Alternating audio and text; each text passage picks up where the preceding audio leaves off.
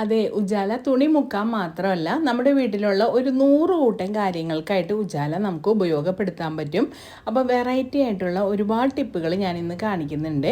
അപ്പോൾ വീട്ടമ്മമാരുടെ ജോലികൾ എളുപ്പമാക്കാൻ പറ്റിയ കിടിലൻ ടിപ്പുകളാണ്. അപ്പോൾ വീഡിയോ ലാസ്റ്റ് വരെ കണ്ടിട്ട് അഭിപ്രായം പറയണേ.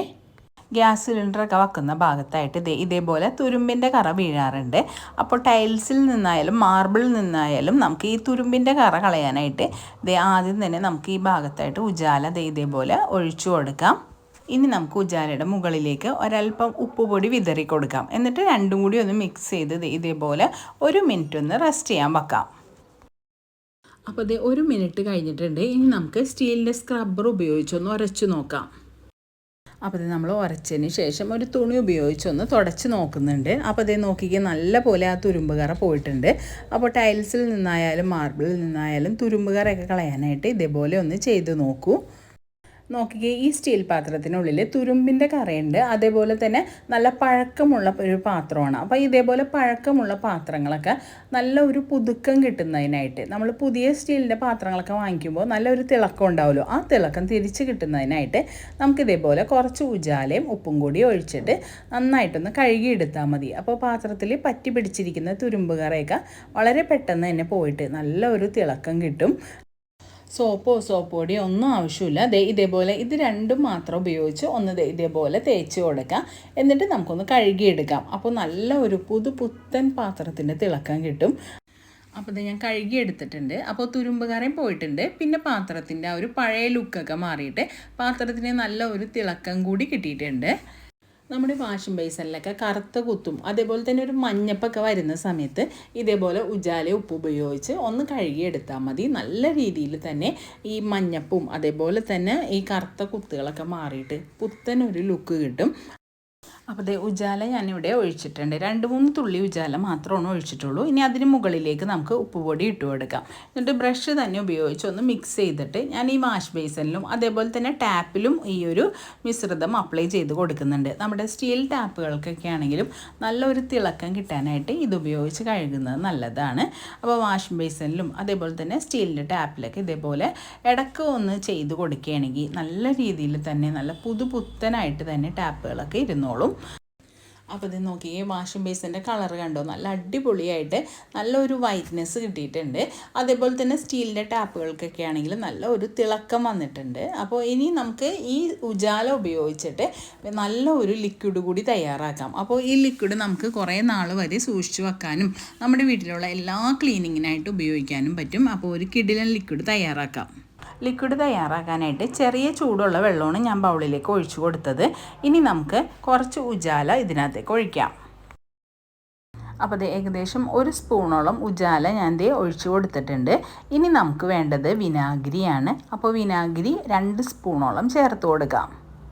ഈ ഒരു ലിക്വിഡ് ഒരല്പം ഒഴിച്ചാൽ തന്നെ എത്ര കഠിനമായ അഴുക്കും പോകണം. അപ്പോൾ അതിന് പറ്റിയ ഇൻഗ്രീഡിയൻസാണ് നമ്മൾ ഓരോന്നും ചേർത്ത് കൊടുക്കുന്നത്. അപ്പോൾ 1 സ്പൂണോളം ബേക്കിംഗ് സോഡ ചേർത്ത് കൊടുക്കുന്നുണ്ട്. ഇനി ഇതിനകത്തേക്ക് 3 സ്പൂണോളം ഉപ്പുപൊടി കൂടി ചേർത്ത് കൊടുക്കാം. അപ്പോൾ ഉപ്പുപൊടി കൂടി ചേർത്തിട്ട് നന്നായിട്ടൊന്ന് മിക്സ് ചെയ്തെടുക്കാം. ഏത് ലിക്വിഡിനായാലും ഒരു ചെറിയ പത കിട്ടുന്നത് നല്ലതാണ്. അപ്പോൾ അതിനായിട്ട് കുറച്ച് ലിക്വിഡ് ഡിറ്റർജൻറ്റോ അല്ലെങ്കിൽ ലിക്വിഡ് ഡിഷ് വാഷോ എന്തെങ്കിലും ചേർത്ത് കൊടുക്കുക. അപ്പോൾ ഏകദേശം 1 സ്പൂണോളം മാത്രമാണ് ഞാൻ ചേർത്ത് കൊടുക്കുന്നുള്ളൂ. അപ്പോൾ ഇത് നമ്മുടെ കിടിലൻ സൊല്യൂഷൻ തയ്യാറായിട്ടുണ്ട്. നമുക്കിത് കുറച്ചൊരു പാത്രത്തിലേക്ക് ഒഴിച്ചിട്ട് ഇത് എന്തിനെല്ലാം ഉപയോഗിക്കുമെന്ന് നോക്കാം. അപ്പോൾ ഇത് ഞാനൊരു തുണി വെള്ളത്തിലൊന്ന് മുക്കി പിഴിഞ്ഞെടുക്കുന്നുണ്ട്. ഈ തുണി ഉപയോഗിച്ച് നമുക്ക് വൈറ്റ് കളറിലെ ടൈൽസൊക്കെ ജസ്റ്റ് ഒന്ന് തുടച്ചാൽ തന്നെ നല്ല ഒരു വെളുപ്പും അഴുക്കുകളൊക്കെ പെട്ടെന്ന് പോകുന്നതായിട്ടും കാണാൻ പറ്റും. അപ്പോൾ കിച്ചണിൽ നമുക്ക് ഗ്യാസ് സ്റ്റോപ്പിൻ്റെ അടുത്തുള്ള ടൈൽസിലൊക്കെ മെഴുക്കും അതേപോലെ തന്നെ മഞ്ഞക്കറയൊക്കെ പറ്റി പിടിച്ചിരിക്കുന്നുണ്ടെങ്കിൽ ഈ തുണി ഉപയോഗിച്ച് ഒന്ന് തുടച്ചാൽ മതി. അപ്പോൾ ഇത് നോക്കിക്കുക, ടൈൽസിലുള്ള അഴുക്കും പോകുന്നുണ്ട്. അതേപോലെ തന്നെ ഈ വൈറ്റ് കളറിലെ ടൈൽസിനൊക്കെ നല്ലൊരു തിളക്കം കൂടി ലഭിക്കുന്നുണ്ട്. മാസത്തിലൊരിക്കൽ നമുക്ക് കിച്ചണിലെ ടൈലുകളൊക്കെ ഈ ഒരു രീതിയിൽ ക്ലീൻ ചെയ്യണമെങ്കിൽ എപ്പോഴും നല്ല പുതിയതായിട്ട് നല്ല ഒരു തിളക്കത്തോടു കൂടി തന്നെ ടൈൽസുകൾ ഇരുന്നോളും. പിന്നെ നമുക്ക് ഈ ഒരു ലിക്വിഡ് ഉപയോഗിച്ച് തന്നെ ഗ്യാസ് സ്റ്റൗവും ക്ലീൻ ചെയ്തെടുക്കാവുന്നതാണ്. ഗ്യാസ് സ്റ്റൗവിൽ ഇതേപോലെ അഴുക്കും മെഴുക്കും ഒക്കെ ഉണ്ടെങ്കിലും വളരെ പെട്ടെന്ന് തന്നെ അഴുക്കും മെഴുക്കൊക്കെ പോയിട്ട് സ്റ്റൗവിന് നല്ലൊരു തിളക്കം കിട്ടാനായിട്ടും ഈ ലിക്വിഡ് നല്ലതാണ്. മെഴുക്ക് മാത്രമല്ല, നോക്കിക്കാൻ നല്ല കാഠിന്യമേറിയ നല്ല പറ്റി പിടിച്ചിരിക്കുന്ന കറ പോലും ഉണ്ട് ഗ്യാസ് സ്റ്റൗവിൽ. നമുക്കൊന്ന് വൃത്തിയാക്കാം. അപ്പോൾ ഇത് നോക്കിക്കേ, ഈ ലിക്വിഡ് ഉപയോഗിച്ച് ഒന്ന് തുടക്കുമ്പോൾ തന്നെ അഴുക്കും മെഴുക്കും എല്ലാം പോയിട്ട് സ്റ്റൗ നല്ല ക്ലീനായി കിട്ടും. അപ്പോൾ ഇത് സ്റ്റൗവിലുള്ള അഴുക്കും മെഴുക്കൊക്കെ പോയിട്ടുണ്ട്. പിന്നെ ഇത് ഈ തുരുമ്പിൻ്റെ കറ പോലെ പറ്റി പിടിച്ചിരിക്കുന്ന കറ മാത്രമാണ് ഇനിയുള്ളത്. അപ്പോൾ അത് കളയാനായിട്ട് ഈ ലിക്വിഡ് നമുക്ക് ആ ഭാഗത്തേക്ക് കുറച്ച് ഒഴിച്ചു കൊടുക്കാം. ഒരു സ്റ്റീലിൻ്റെ സ്ക്രബ്ബർ ഉപയോഗിച്ചൊന്ന് ഉരച്ച് നോക്കാം. അപ്പോൾ ഇത് നോക്കിക്കേ, ആ കഠിനമായ അഴുക്ക് പോലും ഇളകി പോകുന്നുണ്ട്. അപ്പോൾ അത് കഠിനമായിട്ടുള്ള അഴുക്ക് പോലും പോയിട്ടുണ്ട്. നല്ല പോലെ വൃത്തിയായി കിട്ടിയിട്ടുണ്ട്. അപ്പോൾ അത് സ്റ്റൗവിന് നല്ലൊരു തിളക്കം കൂടി ലഭിച്ചിട്ടുണ്ട്. അപ്പോൾ ഗ്യാസ് സ്റ്റൗ നല്ല പുതുപുത്തനാക്കി എടുത്തിട്ടുണ്ട്. ഇനി നമുക്ക് സിങ്ക് കൂടി ക്ലീൻ ചെയ്യാം. സിങ്കിലേക്ക് ലിക്വിഡ് ഒഴിച്ചു കൊടുക്കാം. എന്നിട്ട് നമ്മൾ അധികം ഉരക്കേണ്ട ആവശ്യമേ ഇല്ല. ജസ്റ്റ് ഒന്ന് ബ്രഷ് വെച്ചത് ഇതേപോലെ ചെയ്യുമ്പോൾ തന്നെ അഴുക്കുകളെല്ലാം പോയി കിട്ടും. അപ്പോൾ ഇത് നോക്കിക്കുക, അഴുക്കും മെഴുക്കും എല്ലാം പോയിട്ടുണ്ട്. അതുമാത്രമല്ല സിങ്കിന് നല്ലൊരു തിളക്കം കൂടി ലഭിച്ചിട്ടുണ്ട്. അപ്പോൾ ഈ ഒരു രീതിയിൽ മാസത്തിൽ ഒരിക്കൽ നിങ്ങളൊന്ന് ചെയ്ത് നോക്കണേ. കിച്ചൺ സിങ്ക് നമ്മൾ ക്ലീനാക്കി എടുത്തു. ഇനി നമുക്ക് അടുത്ത ടിപ്പ് ചെയ്യുന്നതിനായിട്ട് ഒരു ബക്കറ്റ് എടുക്കാം. ബക്കറ്റിലേക്ക് ലിക്വിഡ് കുറച്ച് ഒഴിച്ചു കൊടുക്കാം. എന്നിട്ട് കുറച്ച് വെള്ളം കൂടി ഒഴിച്ചിട്ട് ഇതൊന്ന് ഡൈല്യൂട്ട് ചെയ്തെടുക്കാം. അപ്പോൾ ഞാൻ ചൂടുവെള്ളമാണ് ചേർത്ത് കൊടുക്കുന്നത്. അപ്പോൾ ഇത് കുറച്ചധികം തന്നെ ചൂടുവെള്ളം ഞാൻ ഒഴിച്ചു കൊടുക്കുന്നുണ്ട്. ഈ വെള്ളത്തിലേക്ക് ഇനി നമ്മൾ കിച്ചണിൽ യൂസ് ചെയ്യുന്ന കിച്ചൺ ടവൽസ് ഒന്ന് മുക്കി വെക്കാം. അപ്പോൾ കിച്ചണിൽ യൂസ് ചെയ്യുന്ന ടവൽസിന് നല്ലപോലെ അഴുക്കും ഉണ്ടാവും, അതേപോലെ തന്നെ വഴുവഴുപ്പൊക്കെ ഉണ്ടാവും. അപ്പോൾ ആ വഴുവഴുപ്പും അതേപോലെ തന്നെ അഴുക്കൊക്കെ പെട്ടെന്ന് പോയി നല്ല വൃത്തിയായി കിട്ടാനായിട്ട് ഈ വെള്ളത്തിലൊന്ന് ഇതേപോലെ മുക്കി വെച്ചിട്ട് കഴുകിയെടുത്താൽ മതി.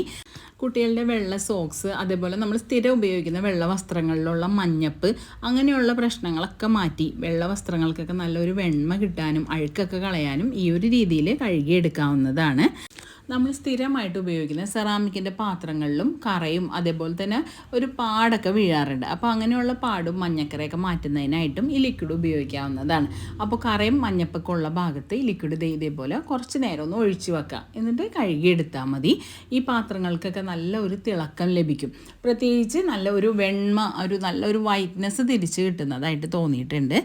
ചായക്കറ പിടിച്ചിരിക്കുന്ന കപ്പൊക്കെ ആണെങ്കിലും വളരെ പെട്ടെന്ന് തന്നെ ക്ലീൻ ചെയ്യാനായിട്ട് ഇതേപോലെ ചെയ്താൽ മതി. ആ കറയും ആ ഒരു പാടൊക്കെ മാറിയിട്ട് പെട്ടെന്ന് തന്നെ നല്ല ഒരു വൈറ്റ്നെസ് തിരിച്ചു കിട്ടും. അപ്പോൾ അതേ അധികം ഉരച്ച് ബുദ്ധിമുട്ടാതെ തന്നെ പാത്രങ്ങളെല്ലാം നമുക്കിതേ നല്ല വൃത്തിയാക്കി എടുക്കാൻ പറ്റും. ഈ ലിക്വിഡ് ഉപയോഗിച്ച് നമുക്ക് ക്ലോസറ്റും ക്ലീൻ ചെയ്തെടുക്കാൻ പറ്റും. മഞ്ഞക്കറ പിടിച്ചതും അതേപോലെ തന്നെ കുഴൽ കിണറിലെ വെള്ളമൊക്കെ യൂസ് ചെയ്യുമ്പോൾ ഒരു പാടൊക്കെ വീഴാറുണ്ടല്ലോ. അപ്പോൾ അങ്ങനെയുള്ള പാടുകളൊക്കെ മാറ്റി ക്ലോസറ്റൊക്കെ ആണെങ്കിലും നല്ല രീതിയിൽ ഇതേപോലെ ബ്രൈറ്റാക്കി വെക്കാനായിട്ടും ഈ ലിക്വിഡ് ഉപയോഗിച്ച് കഴുകിയാൽ മതി. അപ്പോൾ ഇടയ്ക്കിടയ്ക്ക് മാസത്തിൽ ഒരിക്കലൊക്കെ ഇതേപോലെ ഒന്ന് ചെയ്യുകയാണെങ്കിൽ എപ്പോഴും നല്ല വൃത്തിയായിട്ട് ഇരുന്നോളും.